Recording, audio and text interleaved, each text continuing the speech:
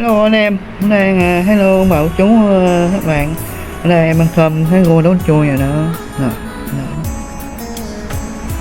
Rồi ông bà cô chú anh em ăn cơm cùng em nha. Ăn cơm trưa với em nha. Đây, ăn cơm trưa, sáng giờ mới ăn cơm trưa ăn sáng nha nha. Ừ. Cơm trưa nè, thấy gô bài. Đó. Mời ông bà chú ăn cơm cùng em nha. Let's go.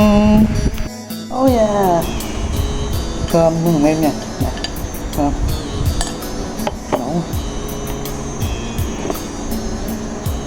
Ăn vô, nấu mình hết luôn rồi.